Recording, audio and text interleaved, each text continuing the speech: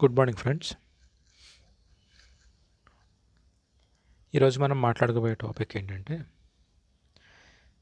Unit 3లోకి వచ్చాం మనం. జిఎస్టీ యూనిట్ 3లో ట్యాక్సెస్ అండ్ డ్యూటీస్ గురించి మాట్లాడుకోవాలి.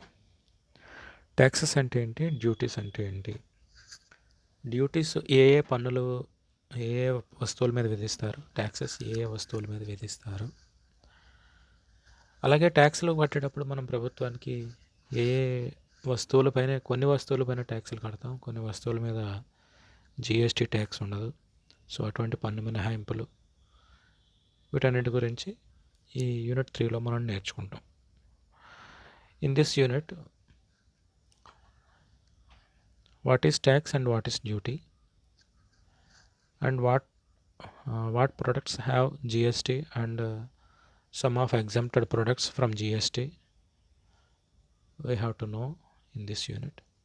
And this time in this class I wanted to clarify taxes and duties. What is called a tax and what is called a duty. ట్యాక్స్లకి సుంకాలకి ఉన్నటువంటి ప్రధాన డిఫరెన్సెస్ని మనం ఈ క్లాస్లో చూద్దాం. మనకి తెలియకుండానే మనం కట్టే పన్ను, మనం ఫస్ట్ యూనిట్ సెకండ్ యూనిట్లో మాట్లాడుకున్నట్లుగా already we discussed about the taxes in the first unit and second unit.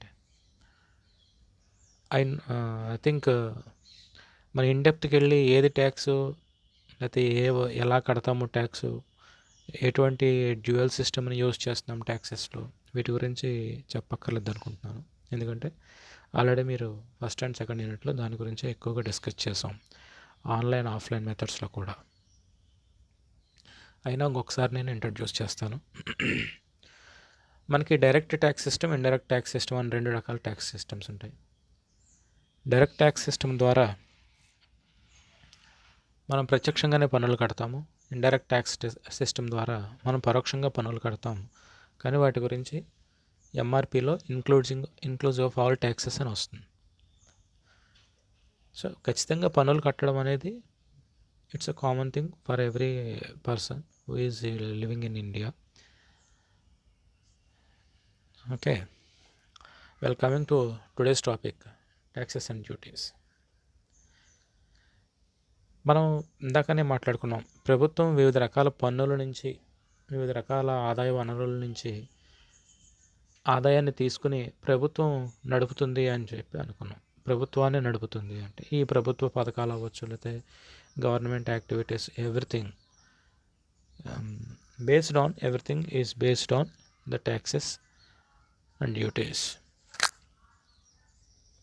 So ఇక్కడికి వచ్చినట్లయితే మనం ఏం మాట్లాడుకోవాలంటే, ప్రభుత్వ పన్నులను ఏ రకంగా సంపాదిస్తుంది, లేదా ప్రభుత్వ ఆదాయ మార్గాలు ఏమేమి ఉంటాయి,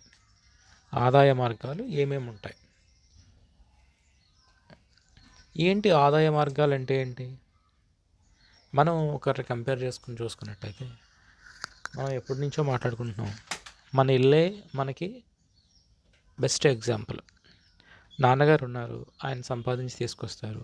అమ్మగారు ఉన్నారు, ఆవిడ మాతృశక్తి, ఆవిడ ద్వారా మనం ఆవిడ వండిన పదార్థాలను తిని మనం ఎక్కువగా హ్యాపీగాను ఉంటాం, అలాగే కొంచెం బలంగా కూడా ఉంటాం. సో ఇక్కడ మాట్లాడుకుంటే ఆదాయ మార్గము అని ఇంటి గురించి మాట్లాడుకుంటే, నాన్నగారు సంపాదిస్తున్నారు, అమ్మగారు దాన్ని చాలా జాగ్రత్తగా ప్రశాంతంగా చూసుకుని ఖర్చు పెట్టకుండా తక్కువ ఖర్చు పెట్టేలాగా చూస్తున్నారు. సో ఇక్కడ మనం చూసుకున్నట్టయితే, మన స్టేట్ గవర్నమెంట్కి మనం కంపేర్ చేసుకున్నట్టయితే ఆదాయ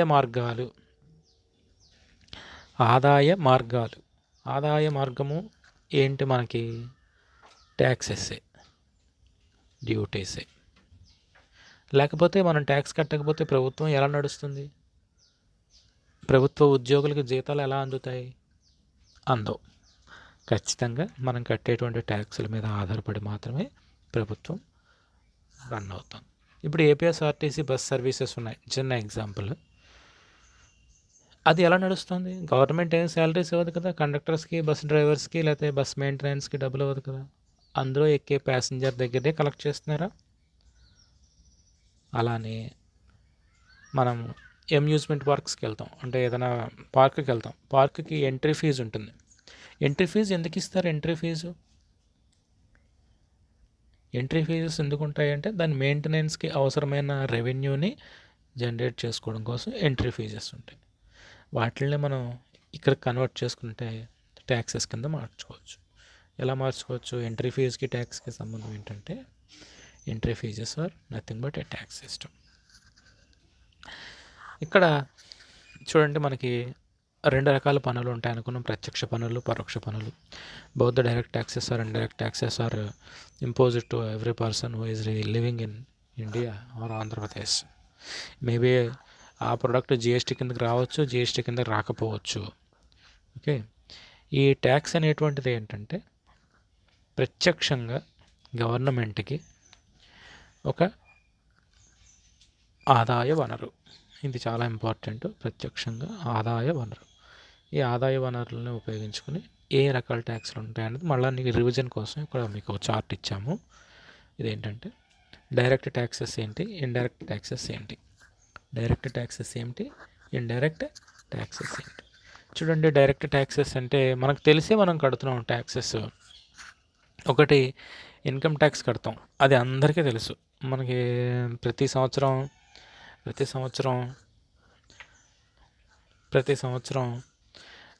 ఇన్కమ్ ట్యాక్స్ కడతారు.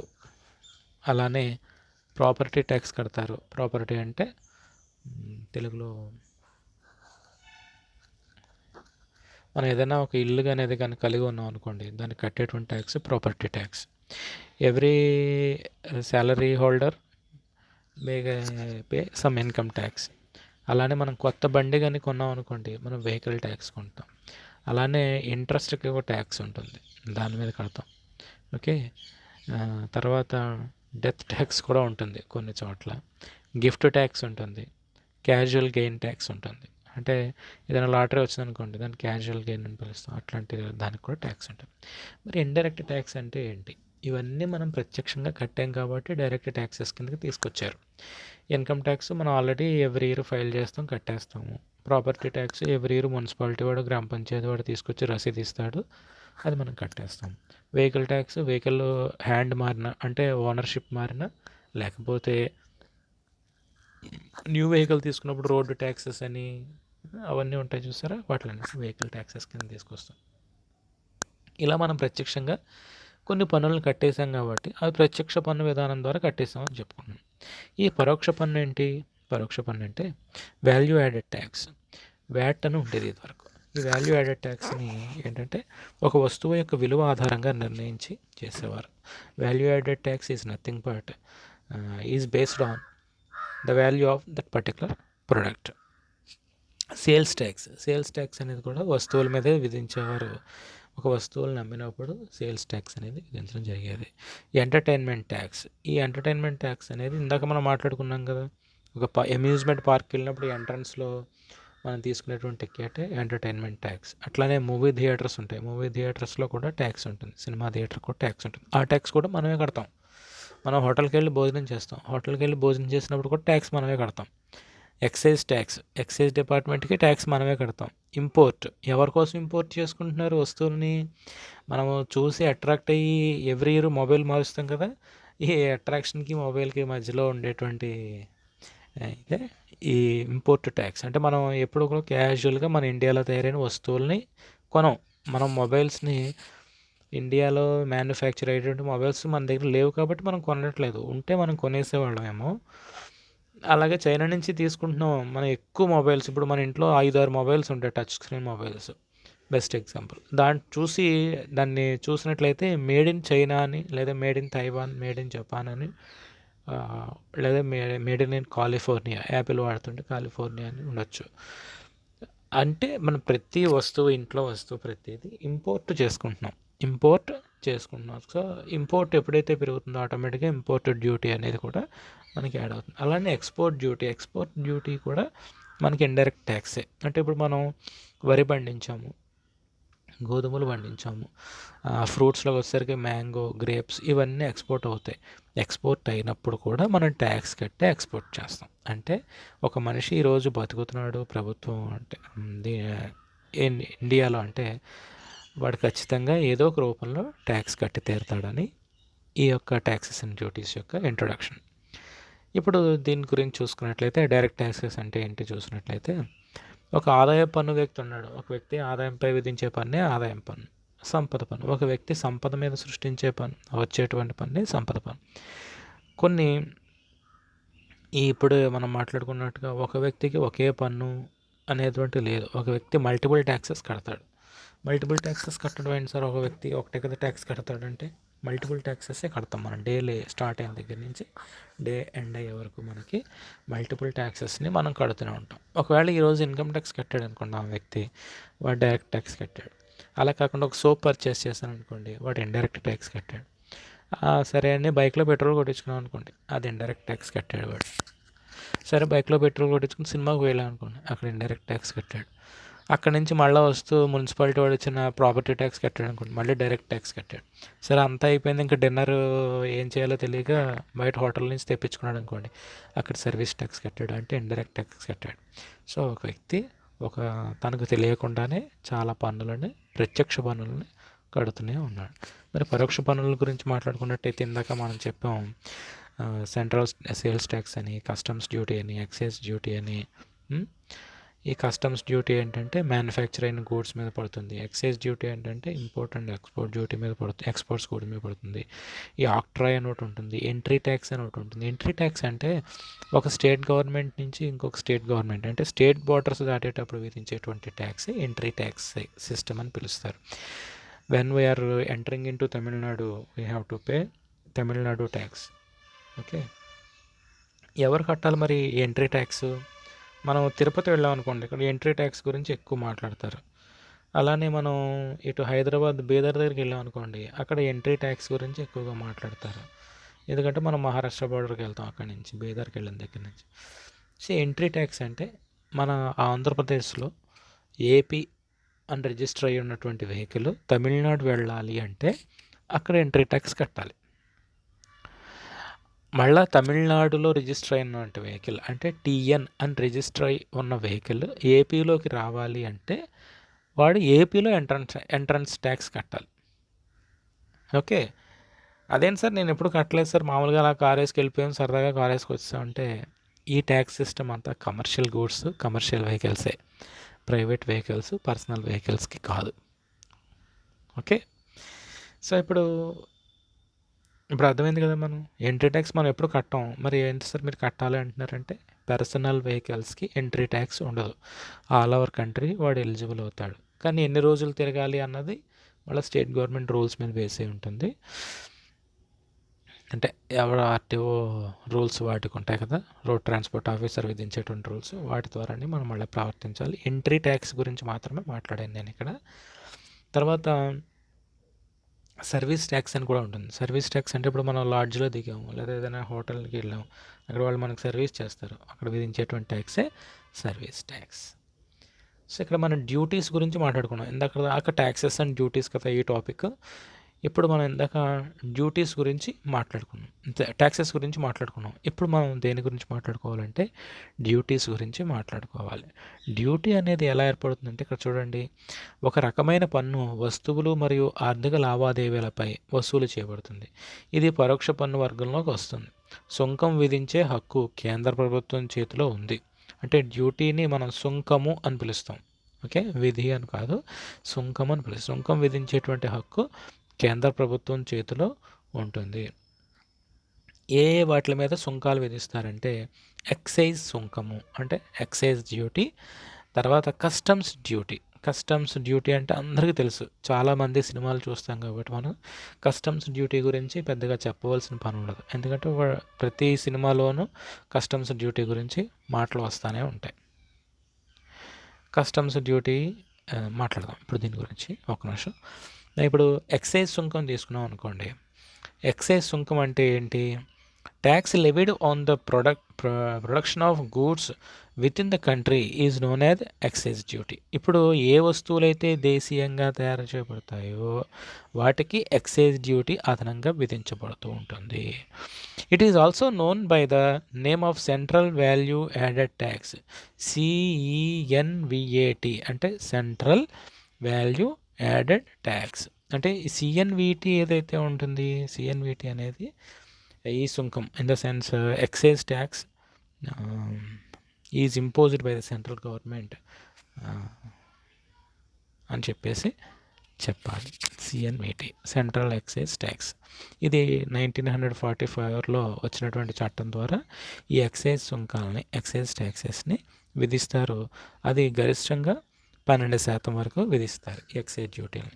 వేటి మీద విధిస్తారట? దేశంలో వస్తువుల ఉత్పత్తిపై విధించే పన్నును ఎక్సైజ్ డ్యూటీ అంటారు. ఈ ఎక్సైజ్ డ్యూటీ ఎవరు కడతారట? ఆ వస్తువు ఎవరైతే చివరికి కొంటాడో కన్జ్యూమర్ వాడే కొంటాడు. ఓకే, వాడే ఆ వస్తువులని కొనేవాడే ట్యాక్స్ కూడా కడతాడు అని ఉద్దేశం అక్కడ. ఓకేనా friends? Coming to the customs duty. ఈ కస్టమ్స్ డ్యూటీ అనేటువంటిది ఏంటంటే, when the goods are traded outside India. Outside India అంటే ఏ వస్తువులైతే ఇక్కడ తయారు చేయబడి బయటకి మనం దేశాలకు ఎక్స్పోర్ట్ చేస్తాము అక్కడ కస్టమ్స్ డ్యూటీని మనం పే చేస్తాం. ఈ కస్టమ్స్ డ్యూటీ టారిఫ్ యాక్ట్ ఎలా తయారైందట అంటే 1975లో కస్టమ్స్ డ్యూటీ ట్యాక్స్. ఈ కస్టమ్స్ అనే పదాన్ని గురించి ఇప్పుడు చెప్తాను, ఇందాక అన్నాను కదా, ఇప్పుడు చెప్తానండి.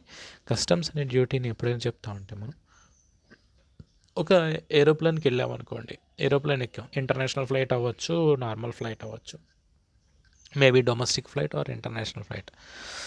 ఈ స్వదేశీయానం విదేశీయానం చేసేటప్పుడు మనకి బ్యాగులని క్షుణ్ణంగా పరిశీలిస్తారు, అంటే చాలా థరోగా చెక్ చేస్తారు. ఎందుకు థరోగా చెక్ చేస్తారు? థరోగా చెక్ చేయవలసిన అవసరం ఏమిటి? థరోగా చెక్ చేస్తారండి కంపల్సరీ. ఈ థరోగా చెక్ చేయడం ద్వారా ఏం జరుగుతుందంటే, ఎటువంటి వస్తువులు అంటే భారతదేశంలో ట్యాక్స్ విధించేటువంటి వస్తువులు ట్యాక్స్ కట్టకుండా కనుక ఇతర దేశాలకు తీసుకెళ్ళినా, లేదా ఇతర దేశాల్లో విధించేటువంటి ట్యాక్స్, అంటే ఇతర దేశాల్లో ట్యాక్స్ విధిస్తాం అనుకున్నారనుకోండి, అటువంటి ట్యాక్స్ కట్టకుండా భారతదేశానికి తీసుకొచ్చిన వాటిల్ని కస్టమ్స్ అండ్ డ్యూటీ వాళ్ళు సీజ్ చేసి, customs and duty tax act ఏదైతే ఉందో 1975, ఆ యాక్ట్ ప్రకారం శిక్ష అనేది విధించడం జరుగుతుంది. దాని బెస్ట్ ఎగ్జాంపుల్ మనం చూస్తాం ఫ్రెండ్స్ సినిమాలు. దాంట్లో వీడొక్కడే సినిమా చూస్తాం. ఆ వీడొక్కడే సినిమా చూసినప్పుడు చూడండి, వాడు ఎయిర్పోర్ట్లోకి చాలా స్మగుల్డ్గా వజ్రాలను సులువుగా తీసుకొచ్చేస్తాడు. అలాగే ఏదైనా తీసుకెళ్లాలన్నా సులువుగా ఇక్కడి నుంచి ఏదో సంథింగ్ మాదక ద్రవ్యాలని తీసుకెళ్ళిపోతూ ఉంటాడు. సో అంత ఈజీగా సినిమాలో తీసుకెళ్ళినంత ఈజీగా ఈ ఎక్సైజ్ డ్యూటీ కట్టకుండా లేదా ఎక్సైజ్ శాఖ యొక్క కన్ను కప్పి తీసుకెళ్ళడం అనేది చాలా ఇంపాసిబుల్ ఇష్యూ అవుతుంది ఫ్రెండ్స్. ఇది మన డ్యూటీస్లోని ప్రధానమైనటువంటి అంశం. సో ఇక్కడ మనం నేర్చుకున్నాం ఈరోజు. ఏం నేర్చుకున్నాం? What is tax? ట్యాక్స్ అనేది డైరెక్ట్ ట్యాక్స్, ఇండైరెక్ట్ ట్యాక్స్. ఏమేమి వస్తాయి డైరెక్ట్ ట్యాక్స్ కిందకి, ఇండైరెక్ట్ ట్యాక్స్ కిందకి అనేది చార్ట్ చూసాము. అలానే ఏ వస్తువులు సెంట్రల్ ట్యాక్స్లోకి వస్తాయి, స్టేట్ ట్యాక్స్లోకి వస్తాయి అనేది కూడా చూసాము.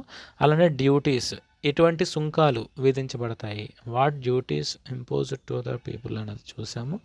డ్యూటీ అంటే ప్రధానంగా ఎక్సైజ్ డ్యూటీ అనుకున్నాము, కస్టమ్ డ్యూటీ అనుకున్నాము. ఎక్సైజ్ డ్యూటీ అంటే ఏదైతే భారతదేశంలో ఒక వస్తువు తయారవుతుందో ఆ వస్తువు తయారైనందుకు ఇచ్చేటువంటి డ్యూటీనే ఎక్సైజ్ డ్యూటీ అనుకున్నాం. దాన్నే ఏం చెప్పాడంటే, tax levied on the production of goods within the country is known as excise duty అని చెప్పాడు.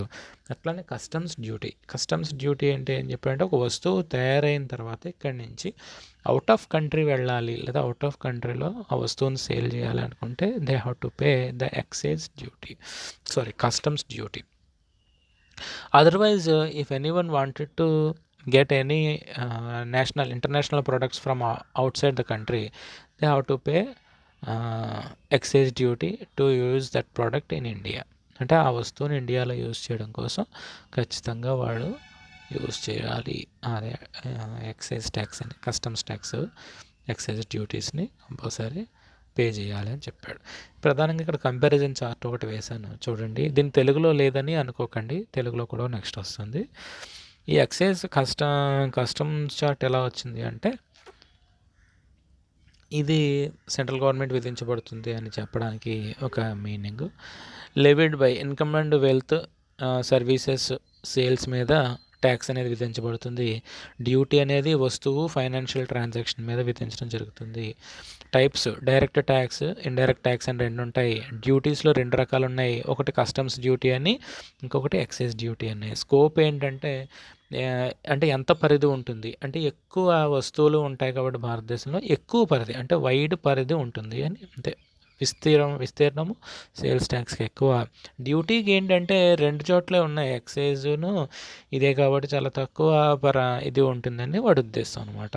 తర్వాత అథారిటీ ఎలా అంటే, సెంట్రల్ గవర్నమెంట్ అథారిటీ ఉంటుంది రెండింటి మీద కూడా. వస్తువుల మీద ఇప్పుడు జిఎస్టీ ఉందనుకోండి, జిఎస్టీలో ఉన్న ప్రతి వస్తువు కూడా when comparing to the GST the sales state గవర్నమెంట్కి ఎటువంటి అథారిటీ ఉండదు, సెంట్రల్ గవర్నమెంట్కే పూర్తి అథారిటీ అనేది బోత్ ట్యాక్సెస్ అండ్ డ్యూటీస్ మీద ఉంటుంది అని చెప్పి దీని తెలుగులో కూడా ఇక్కడ ఇవ్వడం జరిగింది. చూడండి, వీడు అర్థం ఏంటంటే, పన్ను అనేది ప్రభుత్వానికి చెల్లించవలసిన తప్పనిసరి బాధ్యత. అలానే డ్యూటీ అనేది ఎగుమతి దిగుమతి వాటి మీద వస్తువుల తెర మీద జరిగేటటువంటిది డ్యూటీ అని రాశారు. వసూలు చేయడం ఎవరిదంటే ఎవరెవరి మీద వసూలు చేస్తారు అంటే, ఆదాయము, సంపద, సేవలు, అమ్మకాలు మొదలైన వాటి మీద వసూలు చేస్తారు. వస్తువులు, ఆర్థిక లావాదేవీలు మొదలైన వాటి మీద పడేదే డ్యూటీ ట్యాక్స్ అని చెప్పేశాడు. తర్వాత రకాలు ప్రత్యక్ష పన్ను మరియు పరోక్ష పన్ను రెండు రకాలు ఉంటాయి ట్యాక్స్లో. డ్యూటీస్ అంటే సుంకాలు విధించేసరికి కస్టమ్స్ సుంకము, ఎక్సైజ్ సుంకం అని రెండు రకాల సుంకాలు విధిస్తారు. పరిధి వచ్చేసరికి పన్నులకు ఎక్కువ పరిధి ఉంటుంది, డ్యూటీస్కి వచ్చేసరికి తక్కువ పరిధి ఉంటుంది అని చెప్పడం జరిగింది. విధించేటువంటి అధికారం కేంద్ర ప్రభుత్వానికి ఉంది తప్ప రాష్ట్ర ప్రభుత్వానికి లేదు అని చెప్పి దీని గురించి చెప్పడం జరిగింది. సో ఇది ఫ్రెండ్స్, ఈరోజు మనం నేర్చుకునే టాపిక్ ఏంటంటే ట్యాక్సెస్ అండ్ డ్యూటీస్ గురించి నేర్చుకున్నాము. Hope you understand all the things. Thank you.